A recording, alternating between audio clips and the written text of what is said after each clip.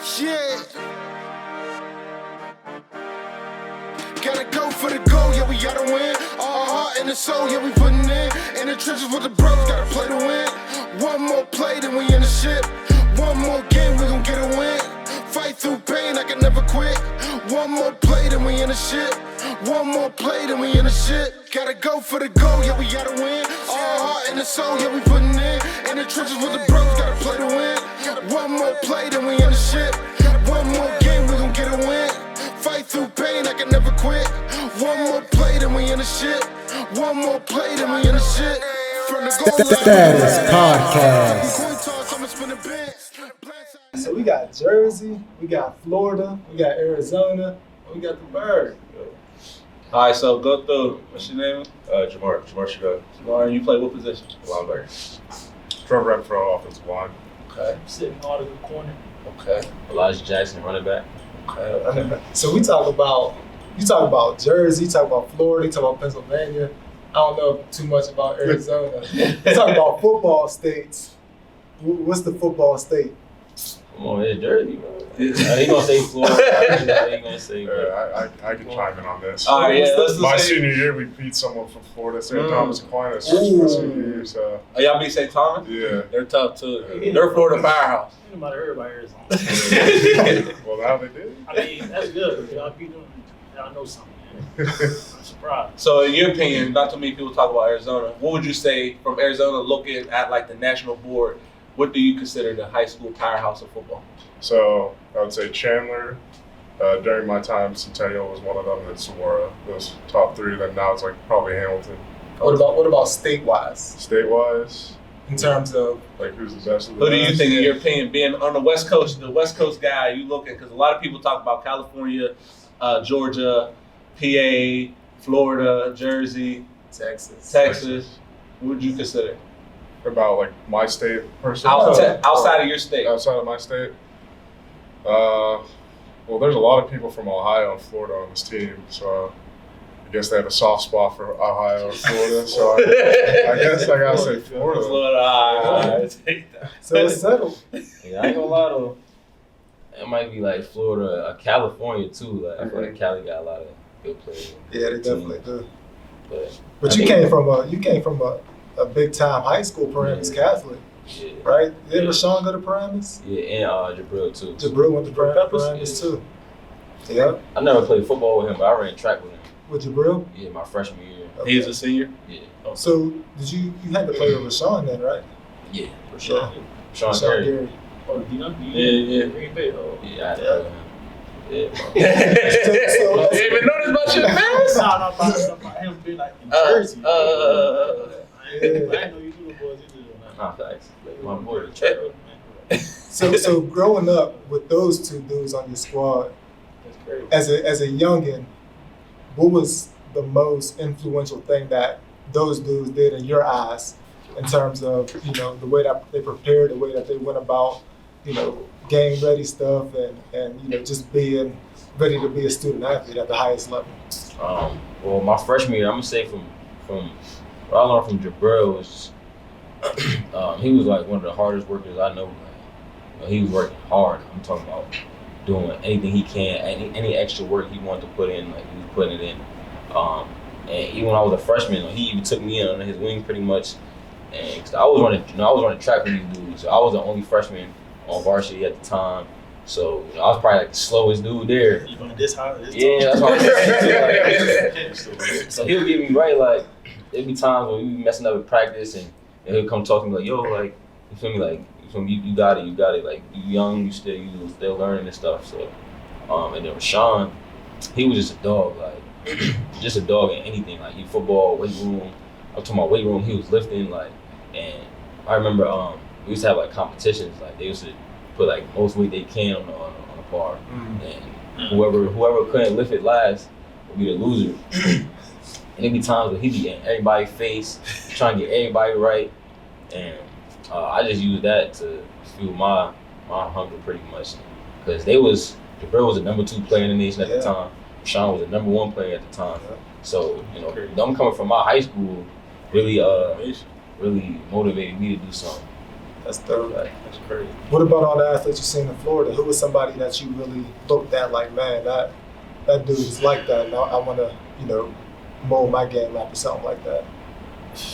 I can't really speak on that, to be honest. Growing up, I ain't really know much athletes. I played ball, but I ain't played ball how people play the ball, just all through their life. I ain't really played When did you start? I started Little League, but I stopped in high school. Okay. So me getting the chance to know those people that in my era that played ball, well, not in my era, but growing up, I didn't really know about much. So I can't really speak. What part of Florida? Fort Lauderdale. Fort Lauderdale. There's a lot of dogs that came out of Florida. So what was your foundation like? So whenever you were young, who was the person that said, you need to get into some sports? My brothers. How many brothers you got? I got 5 brothers. Older? Yeah, all older. So you the baby? Yeah, baby. Okay. 5 brothers. Mama had 6 boys. Oh, wow. Yeah, that's gonna be 6 boys. Yeah. So why'd you end up stop playing in high school? Long story, just trying to fit in everywhere I'm supposed to be at. Just trying to do too much, trying to be like others, not having that guidance, or just not having that guidance just threw me everywhere. What would you say is the biggest lesson? Because, we got some people watching who can be influenced negatively by some people in the community, right?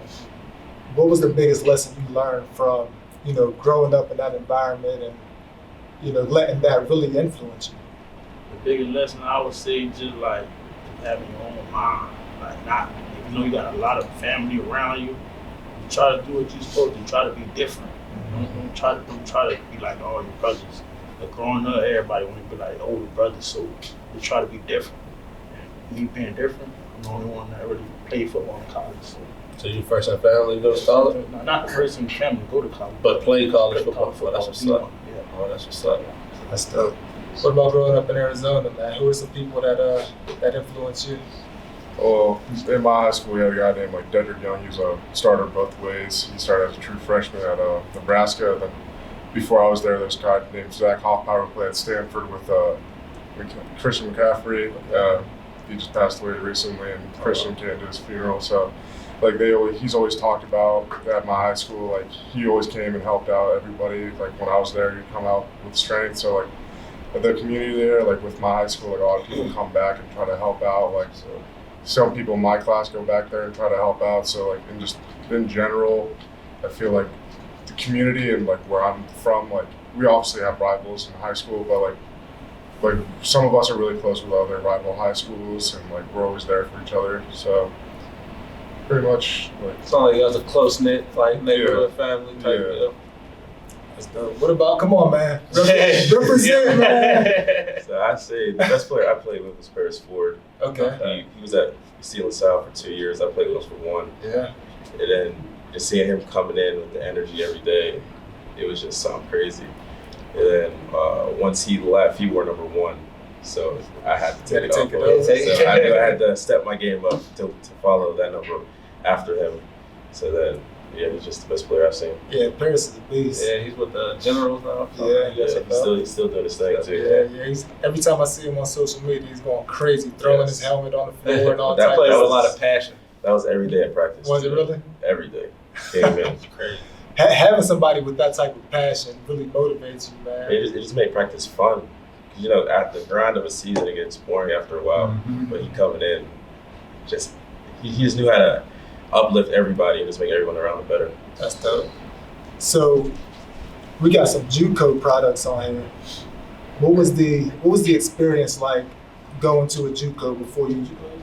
What Juco you go to? First I went to Butte in California. They said Aaron Rodgers went, so I'm like, Aaron Rodgers went. I'm going That's what they to test it out. So that ended up not being what I thought it would be. Then I went to Ellsworth in Iowa. Okay. And I feel like that just made me grow up and just turn me into the person I am now. We've seen a lot of people go to Juco and that was their last stop. Mm-hmm. What was, and either one of you guys can jump in, what was your motivation to go through the Juco process and stick through it and really get to where you wanted to go? Well, really just betting against yourself. Obviously, if you feel like you're better than what you're like coming out of high school with, or didn't think you had the opportunity to go somewhere else. So you're basically betting against yourself, but as well as JUCO, you see like a lot of different people like not like just start giving up on themselves, not caring. Like you see them get into like some stuff they shouldn't be getting into. I'm still close with some of the people from JUCO, but like I've seen some like I've seen some of their lives like not plan out, but then I see some like become very successful, but they don't pursue football. So I say in a sense like JUCO is some place where you can go and like better yourself. You could learn a lot, and like I was only at JUCO for a semester before I came here, but I learned a lot in that one semester. Like I learned a lot about life. I learned a lot about like your JUCO. Like everybody's just competing against everybody, trying to get out. Like they don't. But a lot of people do care, but you could also tell like a lot of people like only care for themselves. But so like it's just. I don't know really how to describe it. Like someone hasn't gone to JUCO, like they have to experience and live it themselves. Like when I was at JUCO, I was really quiet. Like I had a group of friends, but like I was mostly quiet because like I didn't know what to do or what to say. Like I just went to practice, went to class, and then just went back home. What JUCO did you go to? I went to Mesa Community College, which is no longer doing football anymore. They shut down all the in Arizona. Arizona? Yeah, they shut down all the. Now, JUCOs. what's the reasoning for you to go to JUCO? So I go to E1 basically. So you what? Coming out of high school, you didn't get the offers that you expected? Yeah, I had like preferred walk on to like NAU and stuff like that. Okay. But I just bet against myself. I'm glad they saw me, and I'm thankful to be here. Yeah. What about you? What took you to the JUCO route? You stopped playing football in high school? Yeah, when I started playing my 11th grade year, but one of the coaches, I had grade problem. I had like a 1.9 GPA. Coach didn't let me play. So he ain't let you play your junior year? Yeah, he didn't play my junior year. Grades to do that. I didn't even know. Yeah. I thought I'd be alright. I'm good enough to play 1.9 GPA. He didn't let me play. You sat out your whole junior year. And senior year, you came. So all 3 years you sat off as grades. Problem is. Yeah. That's the thing, man. If you don't got the grades, there's nothing anybody can do for you. Yeah. I actually almost went JUCO too. Is that right? Yeah, but like Grades wise? Is that for grades or other reasons? I think it was grades. It was probably like both. I mean, like my grade wasn't the best. I was also not the biggest. I wasn't really Right. crazy. I had 2 offers coming out of high school. I had like Citadel. It was military, so that was out the picture. And then I had Stetson, and I don't think they offered me a full scholarship, so I wasn't really trying to pay for school. So I was actually going to commit to the Lackawanna, but then RMU ended up offering me the day before signing day. Oh wow, Crazy. So I was like, full scholarship. But you getting mentally prepared for that JUCO life? Yeah, honestly, like I was talking to the coach. I took a visit out there. A couple of my friends went there too. It was probably like 4 of us that go there. Yeah. But I was the only one that didn't end up going because I ended up coming to RMU. Now, did your other friends, they finished out or it was too tough? They finished out. My one friend went to UMass. The other boy ended up going to New Haven. Okay. And yeah, they did good. So yeah, that's what's up. Yeah, JUCO definitely helped you. Yeah. That's a good JUCO to run. Yeah, no, they're definitely top-notch. they're top notch for sure. How was your recruitment process? It was kind of tough. Robert Moore's the only offer coming out of high school. They offered me like December, and then 2 weeks later I committed. But like, just going through that process, like you believe in yourself, you believe you have the talent. I had the grades. I came up with like a 3.4, which is I thought it was pretty good. Good enough to go somewhere, but yeah, right. I don't know what the issue was, but I didn't have a lot of schools looking at me. They were the only ones to offer me. So then, but they offered me a partial scholarship, and then he told me if I come in and play good enough, he'll give me the rest of the money. And I came in, I did that. I just believed in myself, committed here, did what I had to do, and I'm doing well now. So. That sounds like the common theme with all of you guys. Betting on yourself. Yeah, right? So you two, as young 18-year-old guys going from high school to college, now you're transitioning and you're on your own. As an 18-year-old kid, how difficult was that transition? I thought it was pretty difficult. you'll get used to it eventually, but like leaving school and leaving your family, not having home cooked meals every day, like that small stuff really gets to you, like especially if you go far. Like I'm 6 hours from home, so I can't really go home anytime I want to. But it was tough, but like I said, you here for a reason, especially if you trying to make it to the next level. Like you gotta put your head down and work. Like I understand like you might miss home, but like I said, you here for a reason. You here to get better. You want to play football, so you gotta do what you gotta do, pretty much. See, my process was easier. He said it was 6 hours away. Down the road. My dad's still living there, so I could walk to his crib if I want to. Yeah. So them home cooked meals, I was getting that every week. You guys been taking it with you,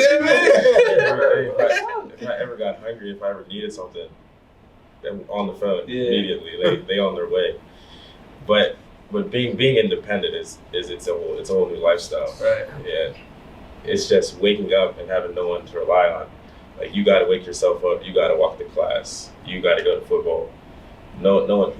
Coach Clark always says, no one's coming to save you. Mm-hmm. So you here by yourself.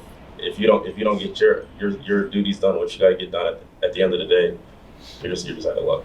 And when you speak about like distance and whatnot, being from home, on the mental aspect, you all three, and basically, either one could go, but on the mental aspect, how difficult and how did that transition take? Just being away from mom, dad, niece, brother, sister. You're what? 15 hours from Arizona. Crazy. So yeah, on the mental aspect, how do you deal with that? So when I went to Juco, like I learned fast to like be by myself, be independent, do everything like that. So like that in one aspect, that's how Juco helped me. And then when I came here, like I personally like being independent, like doing my own thing, and obviously I have to be smart, which I have been doing. But also like when I'm here, like I get to be who I am, then build myself off. About like this is probably the most diverse like group I'll ever be a part of. So like I've learned a lot about everybody's like where they're from, like how they came up. Like we had a guy named Supi from Hawaii. I learned a lot about the Polynesian culture, and I respect and I love the Polynesian culture. I had a lot of Polys in Juco, but like Supi opened my eyes a lot more. Like everybody else is from different areas, and I learned a lot about like Florida, New Jersey. All the New Jersey boys are always with each other saying New Jersey's the best. It's like that everywhere you go. Like Pittsburgh, like don't get me wrong, I love Pittsburgh, but I drive a truck and those roads suck. So like coming here, like I feel like it was easier for me to like become more independent because like I always try to hold myself at a higher standard of being like I have to do this, and if I don't, I start to stress myself out. How important, you talk about, the different cultures, because being in sports is really just being in a melting pot, right? You got so many different people from different backgrounds. In football, you really see it because you got, 100 guys on the team almost, that everybody comes from a different place. How important is that team aspect and that camaraderie in the locker room, and just knowing that, you and a guy that has, no similar background as you are is fighting for the same goal? I would say Juco, like Trevor said, everybody just for themselves sometimes. So having a team with you in Juco, you couldn't really see it, but coming to a university where you feel like you're supposed to get on there, I feel like the team-wise is important, but it brings you closer and it really changes your mindset. You realize everybody got the same goal and everybody just want to be great with each other. So just having that team around you, I feel like it'll get you to a point where you get your mind right and feel like, he's good. You want to be good as well. So having that team around you, it's something that you should always want. Yeah, no doubt. I feel like, at the end of the day, like, we all waking up at 6 a.m. to go to the workouts. Yep. It don't matter what we look like. We all sweating. We all hurting. We all sore in the mornings. At the end of the day, like, as a team, we got to come together. It don't matter what we look like. If we trying to win a chip, that's the goal, then you got to put all of that behind you and focus on, because we the same person when we put that jersey on. Like, when we put the jersey and the helmets and the pads on, like, you can't tell anybody apart unless you look at their numbers. When we all the same person, we all trying to get that goal at the end of the day. So I feel like team is very important, no matter where you come from. And the thing about, being on the team right now at the college level, this is probably going to be, well, I'm not going to say probably, this is going to be the last time whenever you feel like you're part of something bigger. Just because, like, whenever you're in the locker room with the guys and then you leave, you go probably hang out in the dorms together or you go get lunch together. If you go play professional ball, you go in the locker room, those guys are going home to their families, right? They're going home and doing other things. They have kids to raise. And right now, you guys being together, and you should really embrace that team aspect because, once you get beyond this, and especially beyond sports, you don't really get that like you get it in college. These are relationships you're going to take all your life. Coach Clark vouched for that. I vouched for that. Ty vouched for that. Tyler vouched for that. Some of my best friends I met in college. And you take advantage of that opportunity. No doubt. What about the academic aspect? We talked about the personal component of, entering college. How was the academic transition from going to the high school work to or Juco and Juco work to college work? It's a lot. It's a lot more work. the workload is insane, and teachers care less. Teachers don't care if you don't just go a to job. class. Yeah, like teachers gonna show up every day. They're gonna give you the assignments, or they're gonna put it in the syllabus. It's your job to do it. And teachers in high school, you probably had teachers call your parents, emailing you, calling you. Hold your hand. Yeah, here, like these college professors, they have families too, so they're gonna let you out. If you don't get it done, you don't get it done. But, I mean, yeah, like me personally, when I first came in to RMU, I was academically redshirted, so I wasn't even on the team. Like, I wasn't on the roster. I couldn't practice or nothing because of my grades. So I had to take a summer class, like it was called like Early Success Program, and I was pretty much a knucklehead when I first got here. Like, my grades was bad. I was missing classes. I was missing meetings. Like, coach could even tell you, like, he even offered to take money off my scholarship because I was messing up so much. Like, and I swear, once he told me that, like, I almost cried. Like, and when he told me that, I don't think I ever missed anything after that.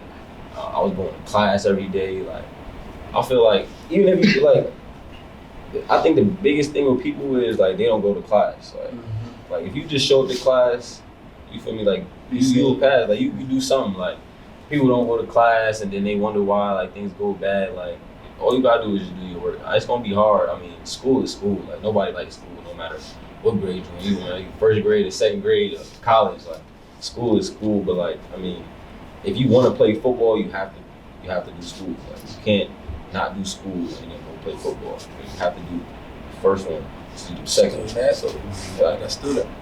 Yeah, that's part of it, right? I say school is school, man. I mean, I like it. You gotta do it. Yeah, you gotta do it. So, knowing that you gotta do school, it makes you want to do it. So like, I know for me, I think my grades good right now. Yeah. Thank you. I know that. I know that. You sure? Yeah, my grades good. I mean, I'm in my grad program right now. Okay. So being graduated, I feel like all the grad program is just become easier, to be honest. Yeah. So I feel like since I did my undergrad, I got that done. It's easy now. School ain't nothing. Yeah. Once you get the process up and you just realize you know everything, what you gotta do week 1, week 2, week 3, the ins and out, you'll be all right. It come easy to you. Yeah, I say it's more time consuming. Like you have to make sure you're like on track. You have to.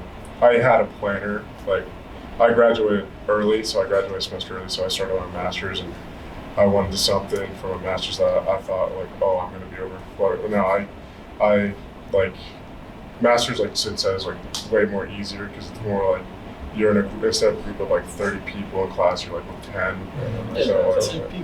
So I finished this semester with a 3.87, and so and then I'd say like if you're on top of everything, like if you go to class, it's not that like hard.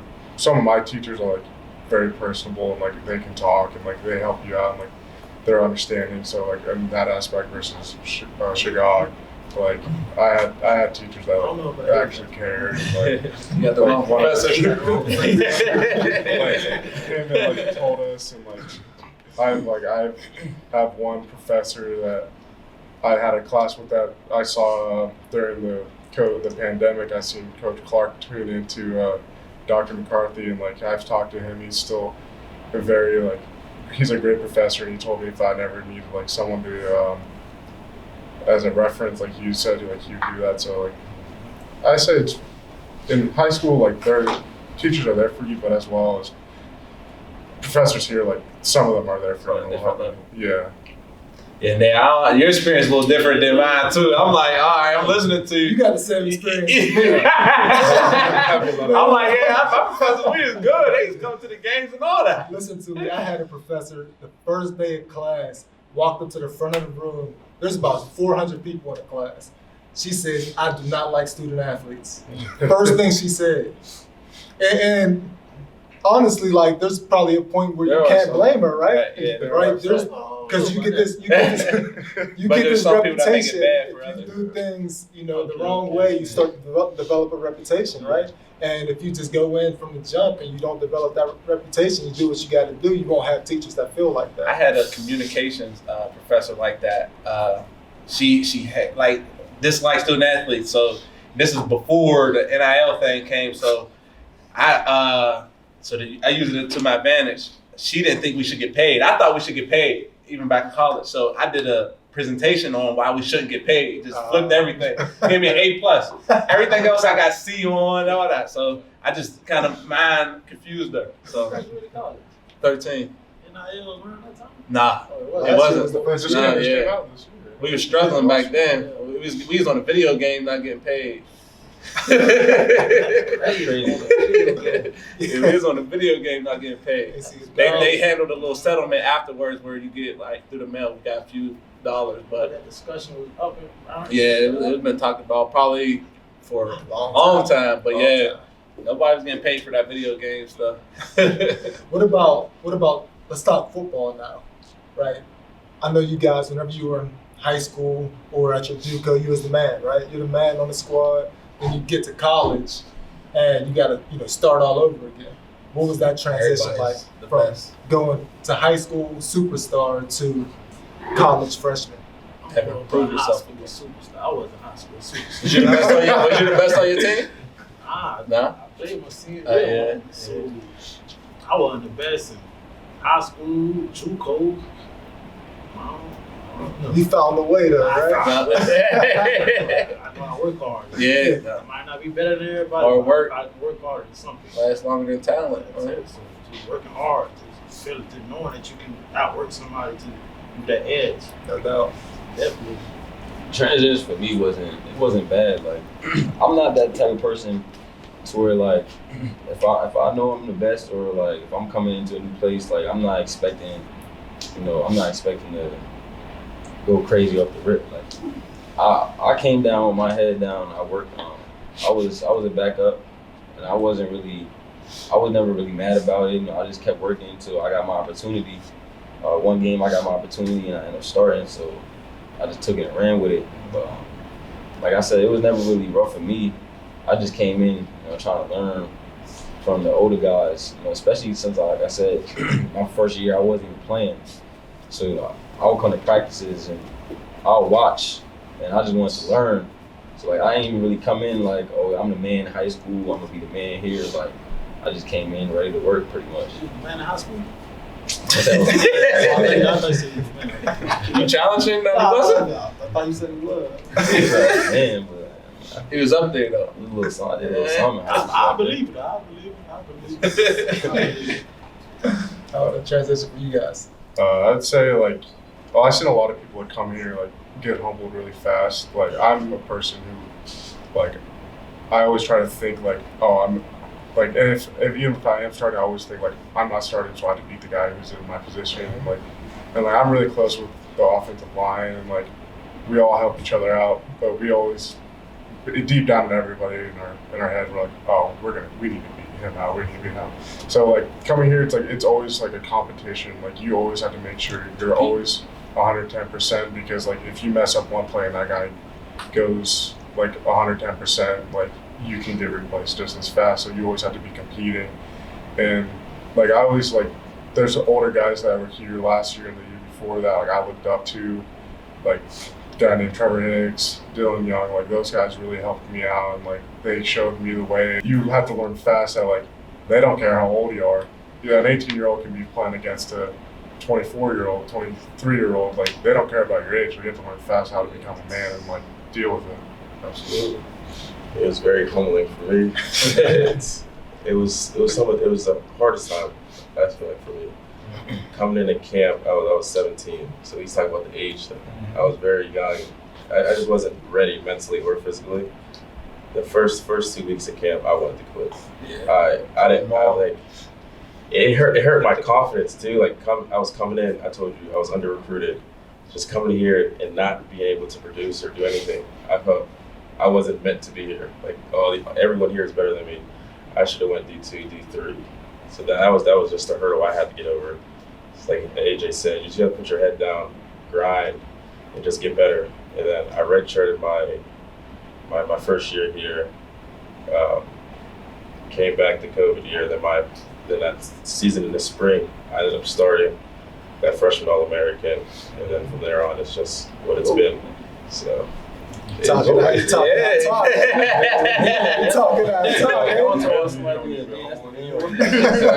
He said you just said I don't got to be humble anymore. I don't say that to brag or anything. It's just the process you go to. If you just stick with yourself and be the same, just believe in yourself, continue to come in every day and get better. You can get better. It's not bragging when you back it up.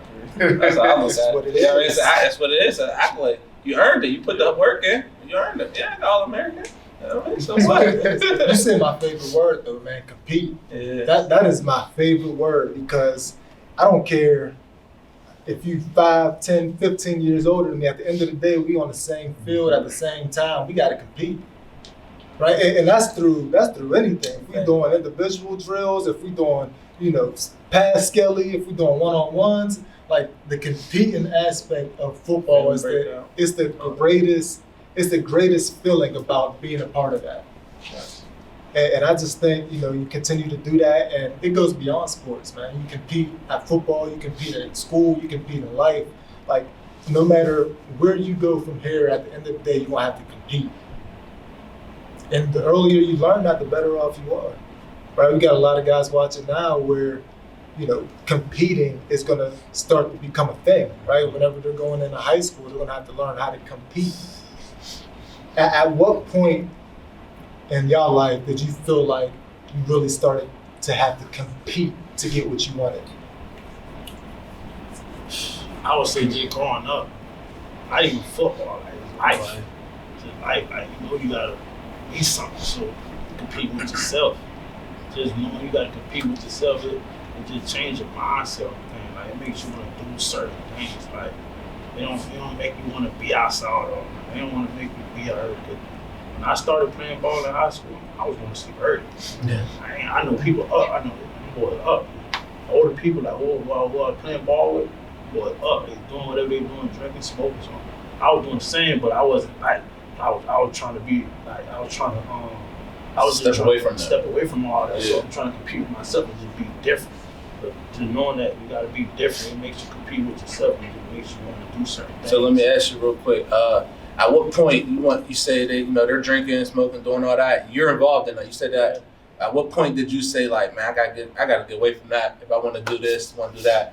At what point in your life did you realize that? I would say like when people just started passing away, people who I was close to, they just started passing away.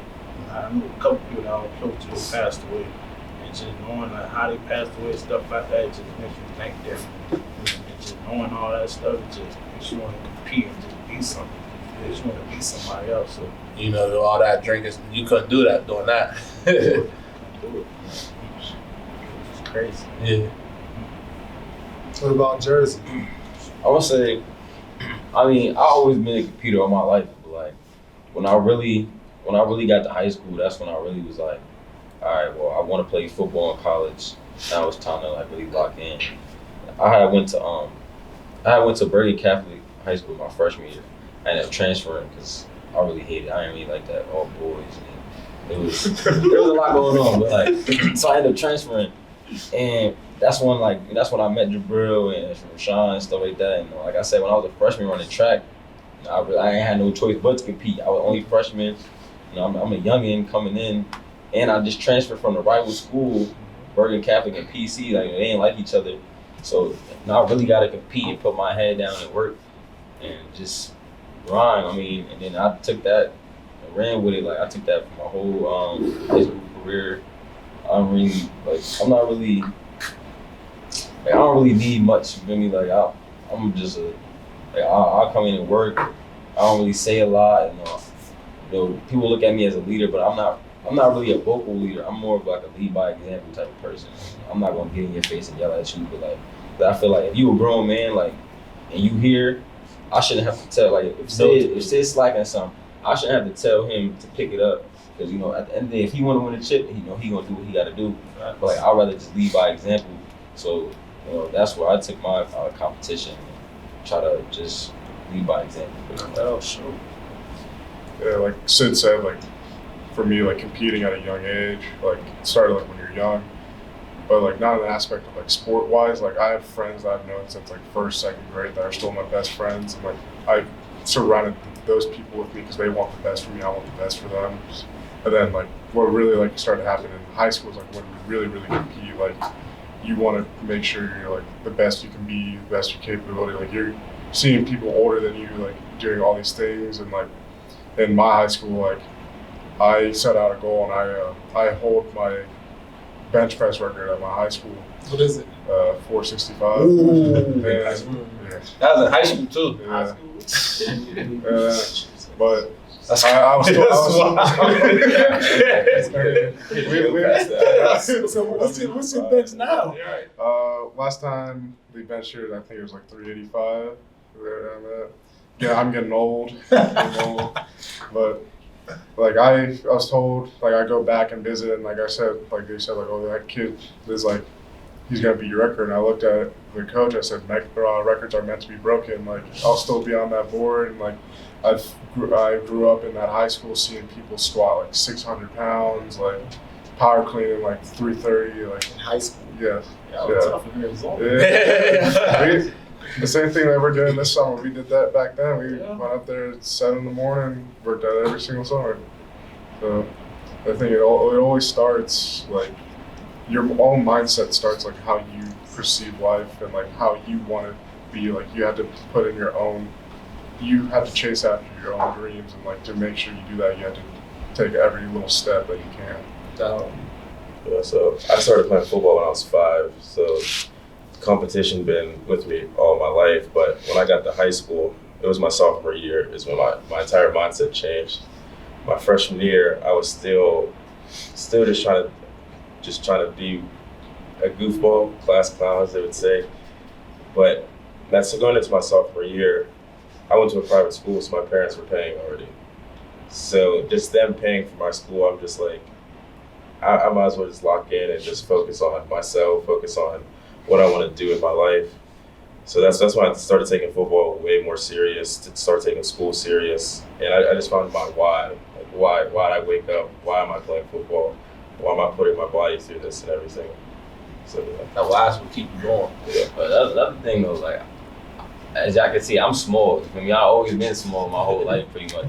So like that's another reason why I gotta compete so much, because I mean, like I feel like I was overlooked in high school, and I feel like I'm always gonna be overlooked. But like that's why I focus on competition, because at the end of the day, like I said, I'm one of the smallest guys on the team, so I pretty much gotta compete the hardest if I want to earn some respect. No doubt. And you talked about, well, a lot of you guys talked about seeing people around you and how that affected you. You in a negative way, you in a positive way. How important is the people that you surround yourself with and being around those different influences? I'd say it's very important. Like you need to surround yourself with people that want to see you succeed, not like people trying to prey on your downfall. Like you want someone there, like if you're at your lowest of lows, like they're gonna be there for you to help you out. If you surround yourself with people who like think about themselves and act fake towards you, you're probably gonna I'm not gonna say like end up really bad, but you're gonna like start taking over those types of like life set. So like I think it's very important to surround yourself with people. Like I have people in college, like I surround myself with, high school, even when I was younger, that like I want to see AJ succeed as much as AJ maybe wants to see me succeed, even though I make fun of him a lot. But like I want to see like everybody succeed. And, like I want to surround myself with people who are working hard and like want to succeed as well. Like they want to, like they're not succeeding unless they see someone else with them succeeding. You got to surround yourself with like-minded people, like, and then you got to surround yourself with people that are better than you, so you can just keep climbing. Because if you're the smartest or whatever in your group, you have no room to improve. So just hang around with better individuals, and then that's just the great thing about being in college. You get exposed to way more people. Like we were talking about the cultures earlier. Different cultures, different backgrounds, everything. It just exposes you to just greater things. I mean, I also say it is good to surround yourself with people that's doing whatever good, but you will never know if that person that you surrounding yourself around, you will never know like they hating on you or not. So I try to stay to myself, but I also try to surround myself with people that's on the same goal as me. But like you will never know who hating on you. So that's why I try to stay to myself more often. So. Facts. Like when I was growing up, I used like the negatives, to help with the positive. Like my brother, he played college football. He ended up, he was kind of a knucklehead when he was in college. He played football. I think he probably could have went to the league, but he ended up throwing a party. Ended up getting shot while he was out there. Lost like a year of football. Came back. Then he ended up getting stabbed. He ended up getting kicked out of school, transferred to another school, and he ended up playing there. And then that was really it. But like, I always wanted to use that like as my reason to, not go down the same path as him. So even now, like I barely even go out to parties. I barely do any of that stuff because like, I'm just focused on playing football, getting my degree, and getting out of here. To be honest. And, I mean, football is a thing that we all identify with, right? That's part of who we are. And one day, football is going to be over, right? You're not going to be able to play this game for the rest of your life. And, if you're fortunate enough, you'll play this game for 20 years, right? And you'll still be a 30-year-old man. You still got a whole life to live. What is something that you identify with beyond your sport? That's a hard question. It's difficult, and I ask you that because Something you got to think about. it's something you got to think about. But whenever I was sitting in your shoes right now, I didn't identify with anything beyond football, right? And I ended up breaking my neck, and football was over, just like that. I actually did an internship in the summer with a podcast, a sports podcast too. So I always wanted to if football didn't work out, I always wanted to start my own podcast. Or I actually work at a car wash down the street right now in the summer. So working there, I always wanted to I always thought about opening up my own detailing shop, and I have a lot of different ideas. I haven't really boiled down to one thing yet. So that's hey, write them down. Write them down. Don't forget them. I kind of start my own podcast. I want to jot everything, every idea you got that you want to do. Write it down. Write it down. And you have to write them down. I think about it, and go away. And you won't forget about it. You wake up every morning, you see that. All right, let me get that detailing. All right, let me do this. Let me start that. It's tough though, man. Think about something else. It's tough to think about something Yes. outside of football. Something to think about. Like he said, we all was in there in the same seat y'all was in. I ain't have a clue what I was doing. I got hit with a child at 22. I ain't have a clue. I'm still trying to pursue a football dream. I had to pick up a little side job that my boy, after that, just still ain't know. Took me years just because I wasn't prepared for it. So now is the time to start thinking about it while you're here still. While you don't have any real responsibilities. I don't know if anyone have children, no real responsibilities. It's time to think about it now, because life hits you like that, like Ty said. You don't know when it's going to end. And we don't wish it upon anyone, but you always got to prepare yourself for what's next. I just want to identify someone people who see me as hardworking with anything I do, and treating people how they treat me, always trying to treat people with respect. No matter what I do, I want to be seen as someone who cares and who's working hard towards that. If I'm mastering data analytics, if I go into data analytics, I want to be someone who's seen as working hard. I want to identify someone as a hardworking person. who cares about others. And the thing about that is, like, life is about relationships. At the end of the day, right? You can have, chemical engineering degree from whatever school and not have a job, right? Or you can have a sociology degree from the University of Connecticut and you can be employed just because of the relationships that you build, right? The relationships that you have with your coaches.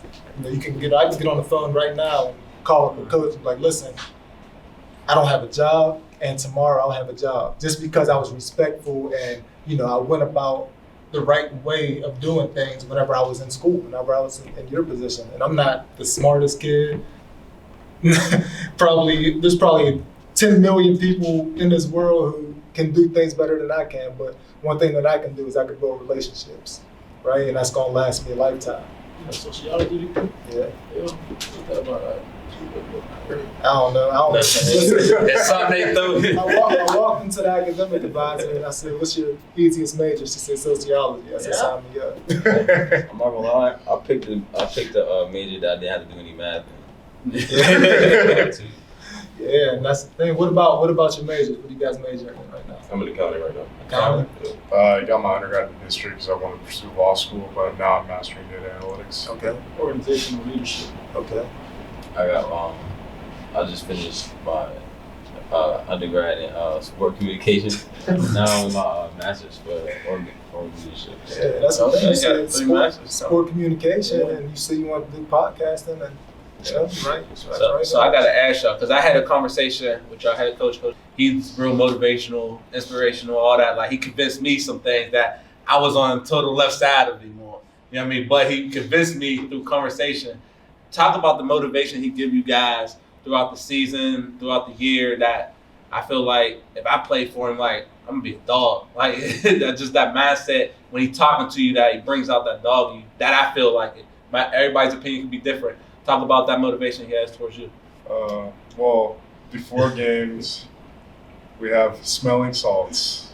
Yeah.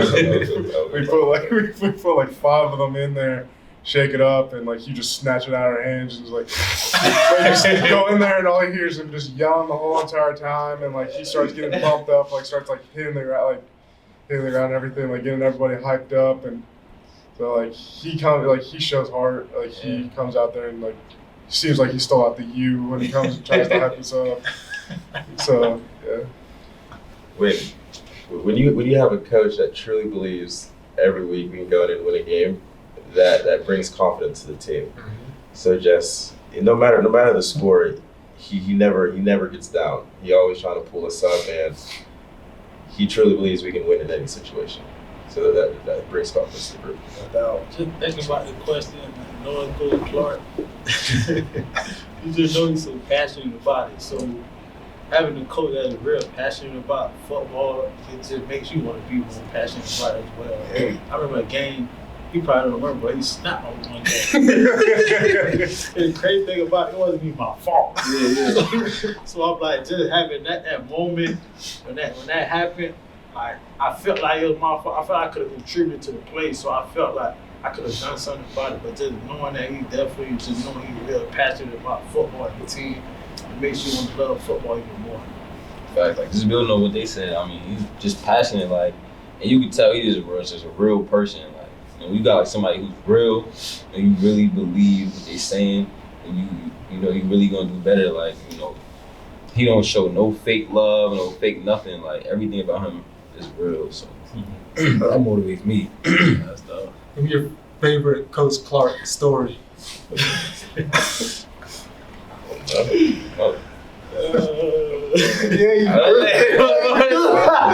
can't say that one. Oh, If that's personally, or or your favorite one. Your favorite story. If he said something funny at practice, or if he did something funny, what's your favorite Coach Clark story? I mean, I always like when he bickers with Coach Holder because they go back like long. But my favorite one is that he preaches like don't cuss. But there's some games it gets the better of him, and he owns up to him cussing. He does the up downs like every 10 yards, and I just go out there and just watch him sometimes and does his up downs and push ups. So like he owns up to when he says profanity. So that's like my favorite part is just going out there and seeing him do his own punishment. Yeah. Gotcha. Yeah, I'm good with that. Like when I tell you he preaches like no cussing and stuff, but then I remember we played JMU. I think y'all know what I'm talking about. Of course, you know what I'm talking about. We got spanked by JMU, and when I tell you he came in the locker room snapping like halftime. That was the most cuss words I ever seen. I'm talking about like that. No profanity, like just threw out the book. Like I'm talking about B word, F word. I'm like, man, that was the worst I ever seen. Like, man, that was crazy. What's your favorite Robert Morris football story? Favorite Robert Morris football moment since you've been here? It got to be the Campbell, the overtime when we they like the last play was like 5 plays. It was penalty after penalty, and then they just kept making field goals. But then the last one they missed the field goal and we won. We all stormed the field. It was good. That's tough. What about you? Well, I have like 2 because I remember another Coach Clark thing. We had this guy named Jamar who was a Marine, military, and Coach Clark was getting mad, and all he hears Jamar in the back of my ears like, "Man, I want to go back to boot camp." Honestly, that's a hard question to think about because there's so many memories with all these guys. Like me personally, with some of my memories, like when I played North Carolina A&T, I got a personal foul for headbutting someone on the ground. But like I always like seeing like when defense makes a good play or like someone has like a breakout run. Like those are like the small things, but they're always like the most memorable to me. So Story. Like you got a few, man. What's your favorite moment about being here? Favorite moment? Yeah. That overtime, whatever was crazy. Overtime, but just in the moment, I would say I came from Juco, and I ain't never really practiced in the snow. We had a snow practice. We just had a snow practice. It was crazy. It was crazy. But just being in that moment, now that I think about it, being in that moment, it makes you like you realize everything when it was going on. Because in that moment, I ain't even want to practice. Not bad. Now that I think about it, it made me just cheerful about it. Like, man, I had to experience that. Just experiencing that moment.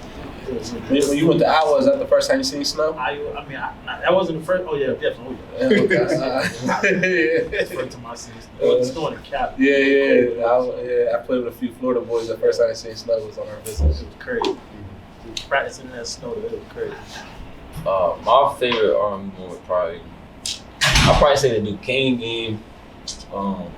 You've been here long, so you should have memories.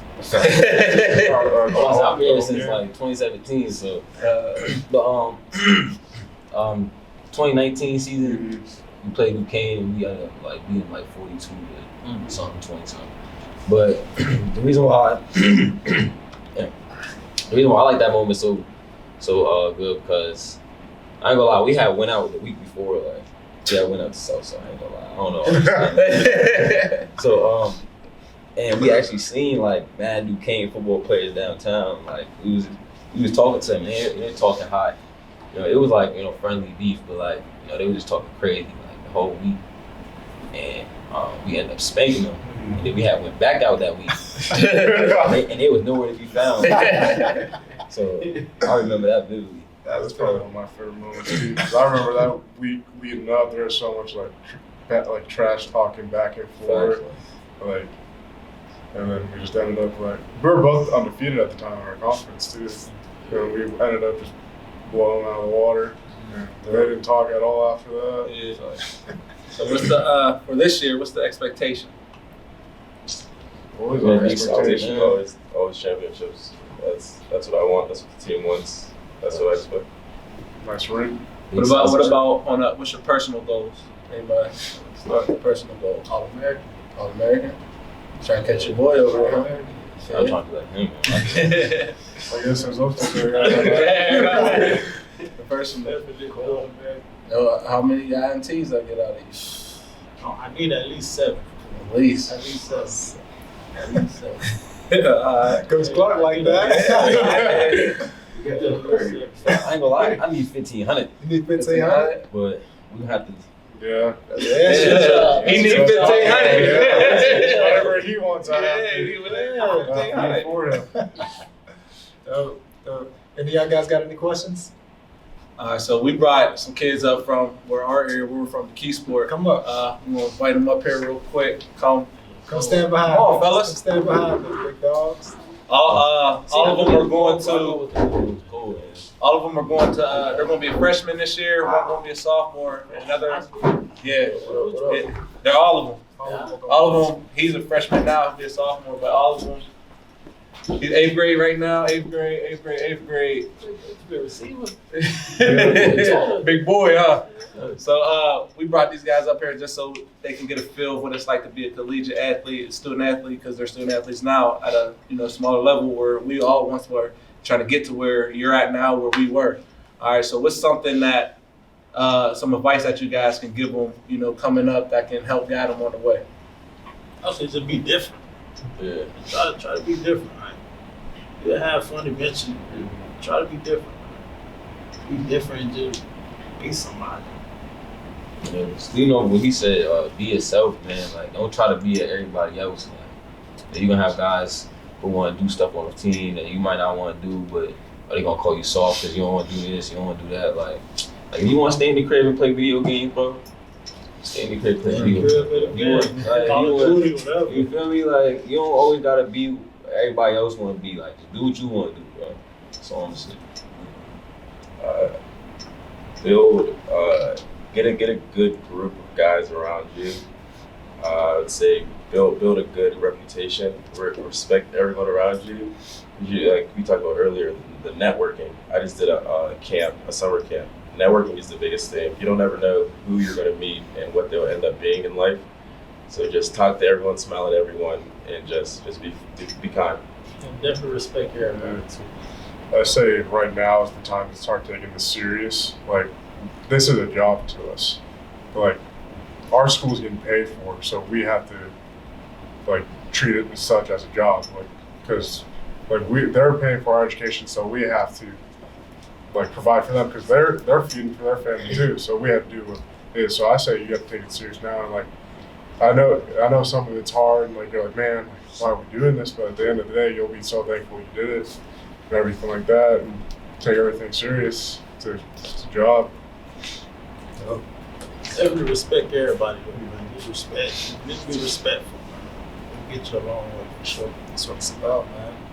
Appreciate you guys, man. Yes, sir. Appreciate it. This is Nice meeting y'all, man. Appreciate you. Thank you. Appreciate y'all, boys. Good luck this season. Status Podcast.